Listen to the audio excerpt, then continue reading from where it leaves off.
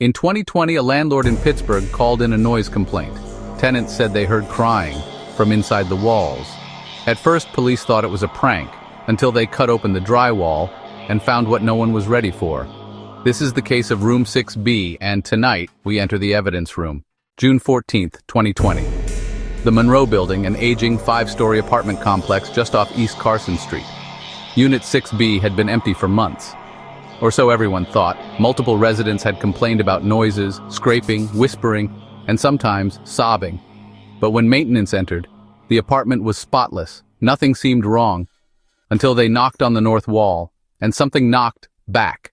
The building manager called 911. Officers arrived. Body cam footage shows them entering room 6B. At 1:26 p.m., a loud thump is heard. Then, another knock. In reply, they opened the wall. Inside, wedged between insulation and studs, was a small crawl space. And inside that crawl space, a boy. Barely alive. Eyes wide, nails torn. He whispered just one word. Cold. The boy's name was Jason Weller, age 9, reported missing 3 years earlier, declared presumed dead. His parents had been suspects, briefly, but no charges were ever filed. They'd moved states, started over. So how did Jason end up inside the walls of his old apartment? And why now? Jason was immediately rushed to the hospital. The paramedics worked tirelessly, their faces etched with concern as they transferred him from the ambulance. Every second felt like an eternity as they raced against the clock, desperate to stabilize his fragile condition. The emergency room doors swung open, revealing a flurry of activity as medical personnel prepared for his arrival. The initial assessment painted a grim picture. Malnourished, his body was severely depleted of essential nutrients. Bruised, a roadmap of abuse etched onto his skin, each mark a silent testament to the horrors he had endured. He barely spoke, his voice a mere whisper, lost in the sterile environment of the hospital room. The trauma had rendered him almost catatonic, his eyes vacant and distant. But what he did say changed everything. Detectives, carefully piecing together the fragments of his story, listened intently.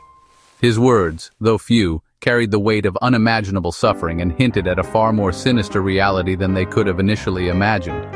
The implications of his statement sent shivers down their spines, a chilling premonition of the darkness that lay ahead. He claimed he'd been kept in the dark, both literally and figuratively, by a man he never saw. A phantom, a specter lurking in the shadows, controlling his existence without ever revealing his face. The darkness had become his prison, the unseen man his tormentor.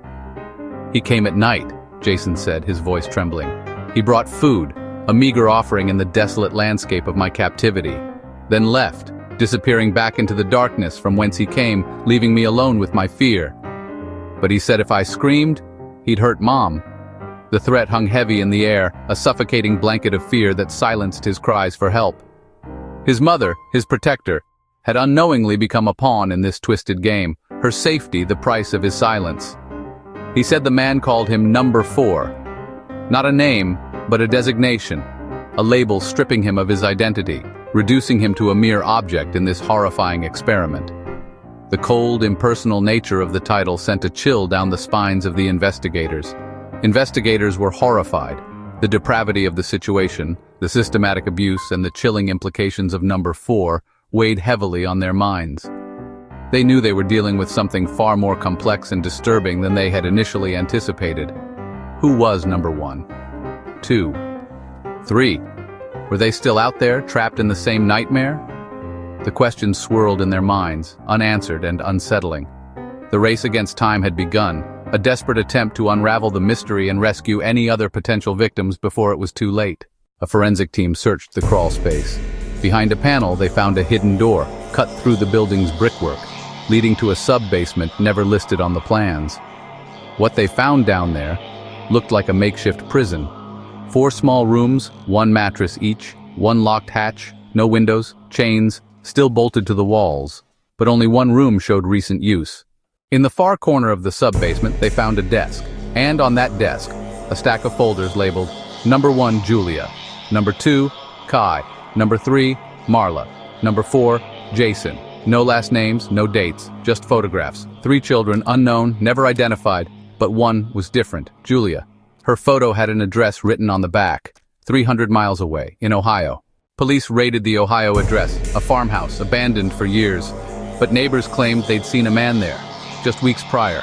No Julia. But in the cellar they found a lockbox. Inside, a locket, engraved J+D, blood traces on the clasp, a single strand of hair. DNA confirmed it matched Jason, but not his DNA, his sister's. Jason had a twin and no one ever knew.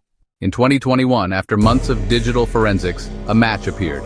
An ex-building contractor named David Laurel, no prior record, lived alone, owned properties in both Pittsburgh and rural Ohio. But he vanished after Jason's rescue. No known sightings since. His truck abandoned near the Appalachian Trail. Inside, rope, a roll of insulation, and a camera, wiped clean. Theory 1, child trafficking ring. As we dive deeper into the unsettling details surrounding David's activities, a disturbing possibility emerges, that he wasn't acting alone. Some believe David was part of a larger, more sinister operation, a network involved in child trafficking. The scale of the hidden rooms and the meticulous nature of the documentation suggest a level of organization that seems beyond the capabilities of a single individual. Could he have been a cog in a much larger machine, a local operative for a clandestine organization?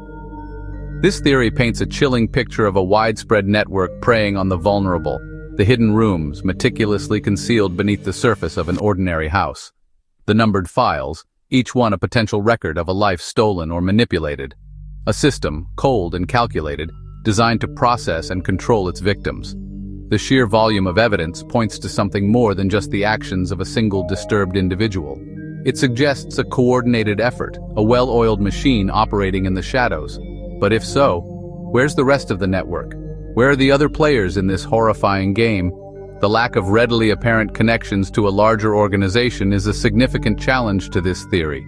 Did David manage to keep his ties completely hidden, or are we simply not looking in the right places? The possibility that this network still exists, operating undetected, is a terrifying prospect. Are there other victims out there, still trapped in this web of exploitation? The search for answers continues, driven by the hope of uncovering the truth and bringing justice to those who have been harmed. Theory 2. The collector. In stark contrast to the idea of a vast network, others say David was a lone predator, a solitary figure driven by his own twisted desires. This theory suggests that he acted alone, meticulously planning and executing his crimes without the assistance or knowledge of anyone else.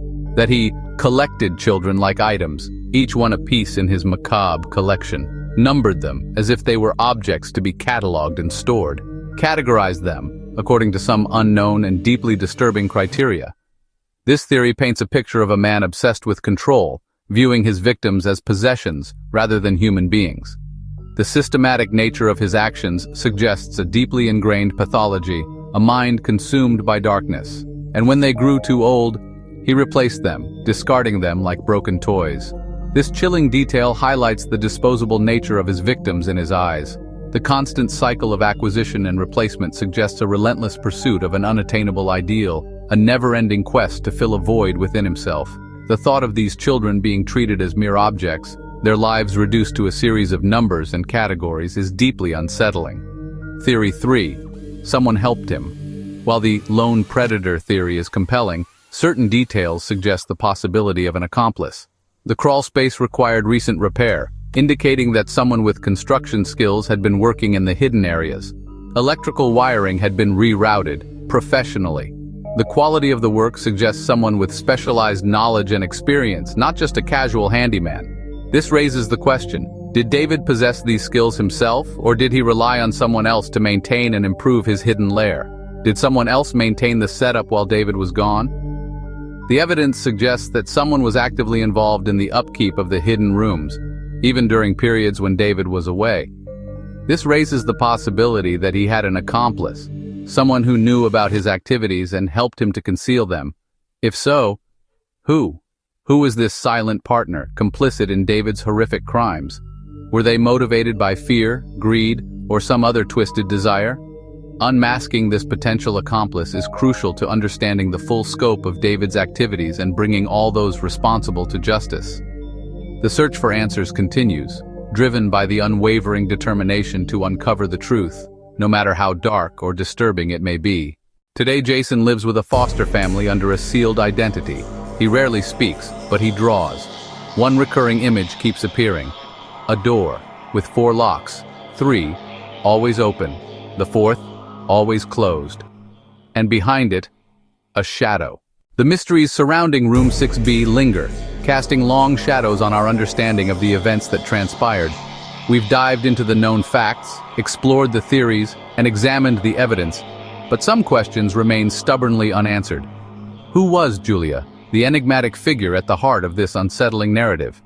What secrets did she hold, and what role did she play in the lives of the children within those walls? Where is David Laurel now? Did he simply vanish, or was he taken? Was he a victim, or something far more sinister? The answers elude us, lost in the labyrinth of time and deception. Were there more children subjected to the horrors of Room 6B, their stories untold, their identities erased? The possibility haunts us, a chilling reminder of the potential for darkness to remain hidden, lurking just beneath the surface. And what was behind that 4th door? What unspeakable truths lay concealed beyond its impenetrable barrier? Was it a gateway to further suffering, a repository of forbidden knowledge, or something even more terrifying? The locked door stands as a symbol of the secrets that refuse to be unveiled, the mysteries that continue to taunt us. It represents the unknown, the unexplored, the potential for unimaginable horrors. The official investigation into Room 6B may have stalled, the leads grown cold, and the case was never closed. It was only filed away, relegated to the dusty archives of forgotten tragedies. But the unanswered questions continue to echo through the corridors of time, demanding to be heard, refusing to be silenced. The victims deserve justice, their stories deserve to be told, and the truth deserves to be revealed. But in the evidence room, nothing stays hidden forever. The artifacts of the past, the remnants of forgotten crimes, hold the key to unlocking the truth. Each piece of evidence, no matter how small or insignificant it may seem, has the potential to shed light on the darkness, to expose the secrets that have been buried for so long. The evidence room is a sanctuary for the forgotten, a place where the voices of the past can finally be heard. If you have information about Room 6B or any of the children in the files, no matter how insignificant it may seem, we urge you to come forward. Your information could be the missing piece of the puzzle, the key to unlocking the truth and bringing closure to this long unsolved case. Contact your local authorities. Your anonymity will be protected and your contribution could make all the difference. And if you want the next case file, if you're eager to dive deeper into the mysteries that lie hidden within the evidence room, subscribe to the evidence room. By subscribing, you'll be notified of our latest investigations, ensuring that you never miss a single clue, a single revelation, a single step closer to the truth. Because the truth is always in the evidence. It may be buried deep, obscured by lies and deception, but it's always there, waiting to be discovered. The evidence speaks for those who can no longer speak for themselves, and it is our duty to listen, to analyze, and to uncover the truth, no matter how painful it may be. The search for truth never ends.